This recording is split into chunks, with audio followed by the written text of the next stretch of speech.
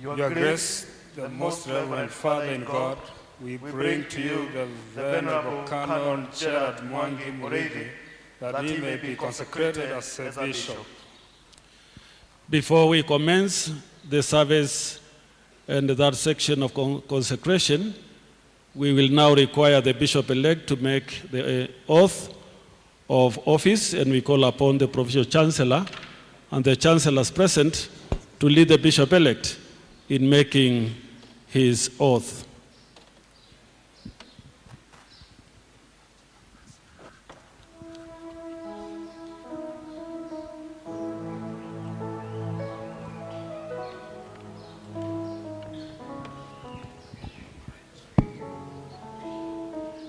Thank you, Your Grace. The bishop-elect is required to take a series of oaths, 3 in number. The first of which is an oath of obedience to His Grace the Archbishop, and a declaration that he will assent to the Constitution of the Anglican Church of Kenya. In the name of God, amen. I, Gerard Mwangi Murigi, by constitutional authority and operation of law divine, permission, and by the grace of God, presently called, chosen, and appointed to serve the Church of God in the office of the third diocesan bishop of the Church and the episcopacy of Mount Kenya West and of the Anglican Church of Kenya, do hereby solemnly and sincerely declare, promise, undertake, acknowledge, and subscribe before the Almighty God and the person here assembled. Firstly, that I shall pay all due and true canonical obedience and reverence to His Grace the Archbishop of the Anglican Church of Kenya and to the Metropolitan Church in Kenya and to their respective lawful successors in all things lawful and honest. Secondly, that I affirm my loyalty to the inheritance of the faith professed by the said Church as part of the one Holy Catholic and Apostolic Church, as uniquely revealed in the Holy Scripture and set forth in the Catholic creeds, and accordingly I hereby declare my belief in such faith as aforesaid, to which the historic formularies of the Anglican Communion bear witness, to which intent I assent to the 39 Articles of Religion and to the Book of Common Prayer and of the ordering of bishops, priests, and deacons. And I believe the faith of our Lord Jesus Christ and the doctrine and discipline by Him delivered to the Church, as acknowledged and set forth by the Anglican Church of Kenya in the Constitution of the said Church, to be agreeable to the Word of God and in public prayers and administration of sacraments. I shall teach and maintain such faith and use the form of the service in the said book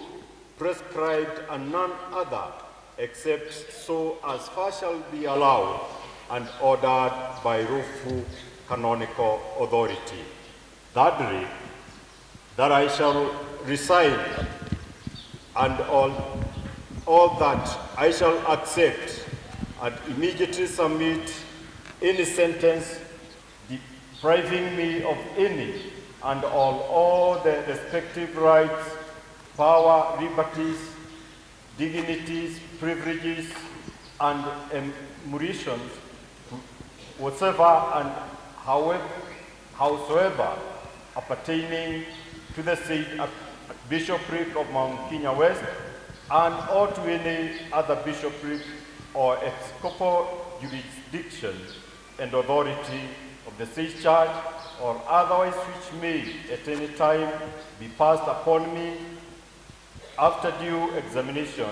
heard by any tribunal acknowledged by the said Synod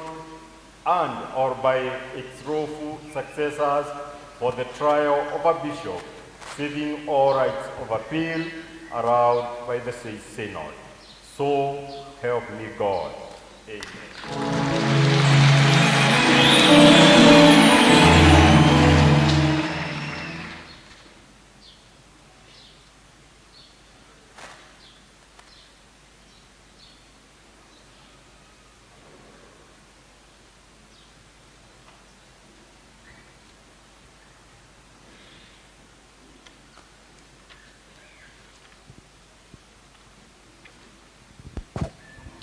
The second oath that the bishop-elect is required to take is a declaration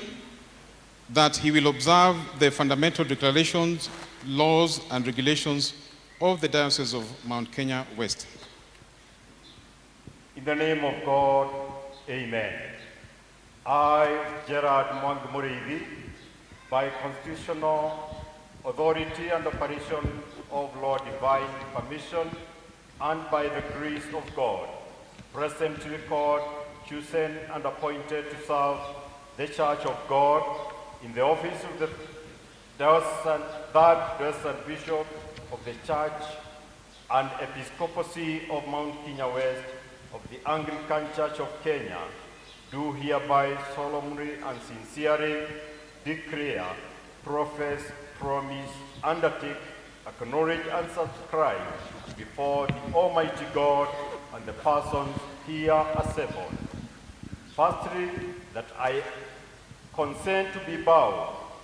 by and shall faithfully respect, maintain, defend, keep, observe,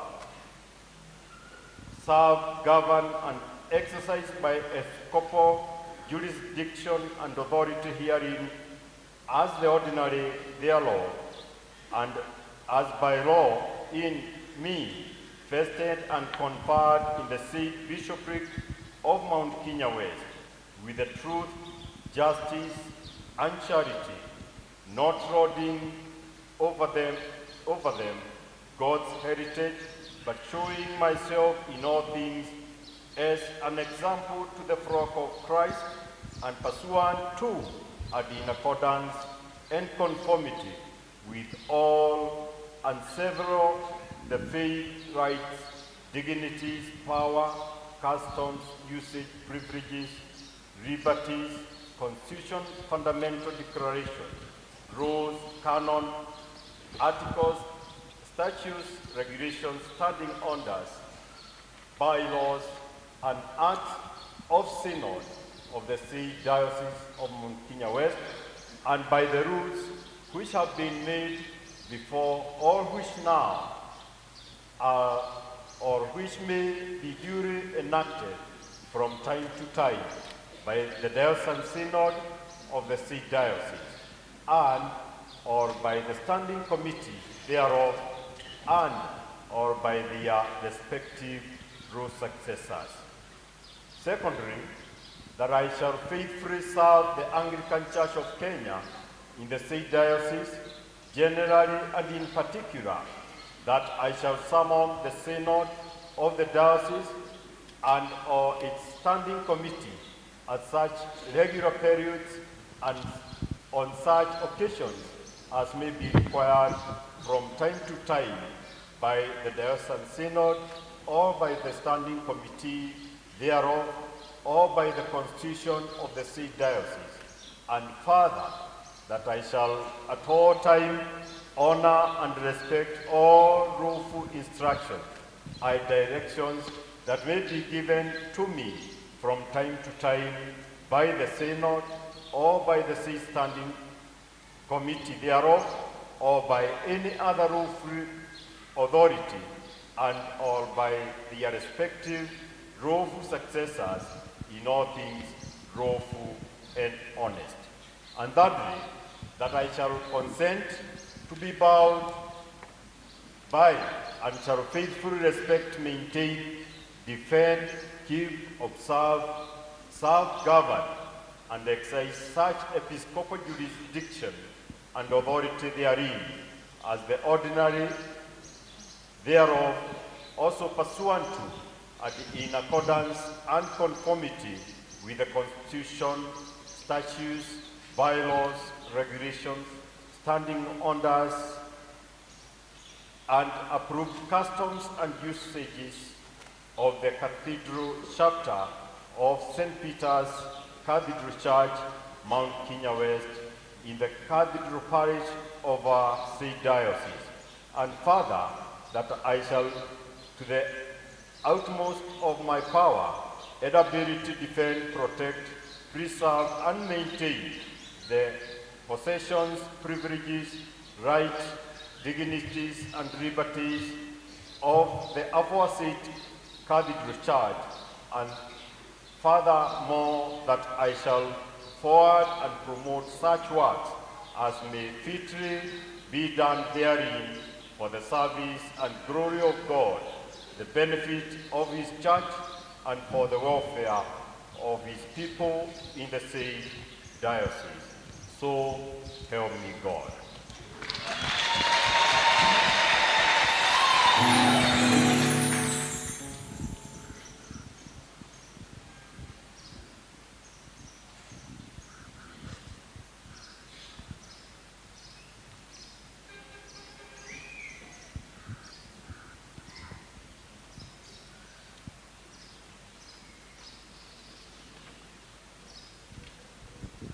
The third and final oath that the bishop-elect is required to take is an undertaking as to when he will resign the office of diocesan bishop. In the name of God, amen. I, Gerard Mwangi Mureithi, by constitutional authority and operation of Lord divine permission, and by the grace of God, presently called, chosen, and appointed to serve the Church of God in the office of Bishop and of the Church, and the Episcopal See of Mount Kenya West of the Anglican Church of Kenya, do hereby solemnly and sincerely declare, profess, promise, undertake, acknowledge, and subscribe before the Almighty God and the persons here assembled, that I shall resign my office of the third diocesan bishop of the church and the episcopacy of Mount Kenya West, and relinquish my episcopal jurisdiction and authority therein as the ordinary thereof, or before, but not later than midnight of 26th day of March in the year of our Lord 2034, unless my tenure of office shall be extended pursuant to and in accordance and conformity with the respective rules, article, and canons of the Anglican Church of Kenya and of the said Diocese of Mount Kenya West, thereof under their respective constitution, and by the Synod of the Church, after and in consultation with the Synod of the Diocese of Mount Kenya West, or by their respective rule successors, and I hereby direct the respective chancellors of the Anglican Church of Kenya and of the Diocese of Mount Kenya West and their respective roof successors to certify and keep in safe custody this my undertaking. So help me God.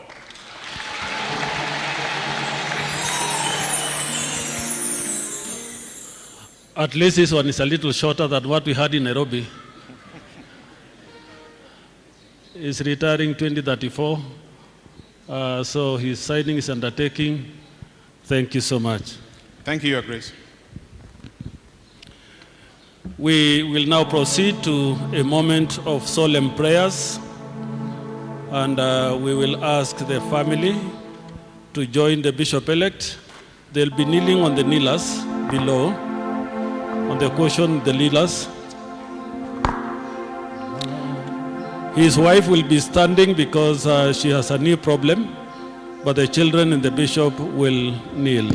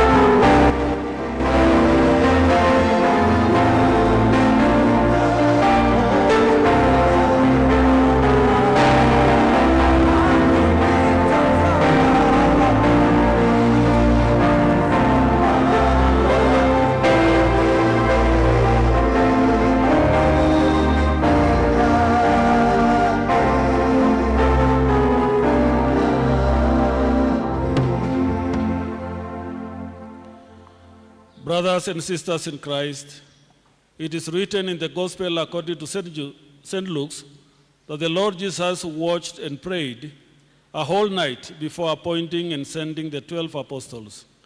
It is also written in the Acts of the Apostles that the disciples in Antioch fasted and prayed before laying hands on Paul and Barnabas and sending them out. So also ourselves, as we follow the example of our Lord Jesus Christ and his disciples, we must pray before accepting and sending the Venerable Canon Gerard Mwangi Muredi to do the work the Holy Spirit has called him to do. The praise and worship team will lead us in Ask and It Shall Be Given. They will also lead us in singing the Lord's Prayer.